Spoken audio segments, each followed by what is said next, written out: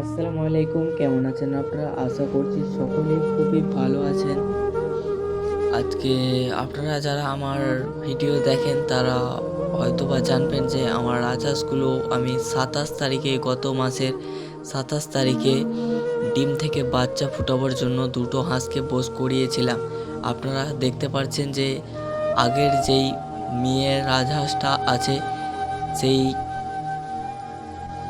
মহিলা রাজহাঁসটা কিন্তু তার ১ মাস হয়ে যাওয়ার সাথে সাথেই সে কিন্তু তা ছেড়ে দিয়েছে। এখনও পর্যন্ত যে আর একটা হাঁস আছে ৩২ থেকে ৩৩ দিন হয়ে গেল।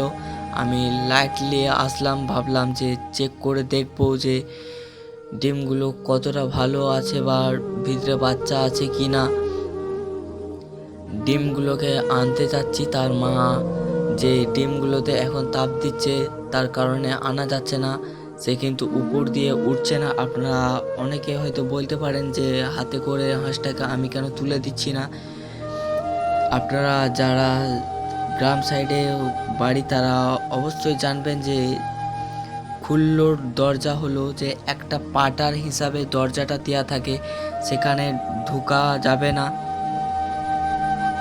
কিছু জিনিসের সাহায্যে যদি ডিম পাড়ে তাহলে অবশ্যই সেটাকে টেনে আনতে হয়।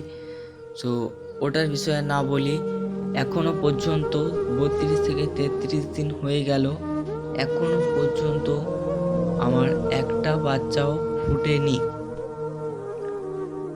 আপনারা অবশ্যই আমায় কমেন্ট করে জানাবেন যে ডিমগুলো নষ্ট হয়ে গেল কি আরও দেরি লাগতে পারে।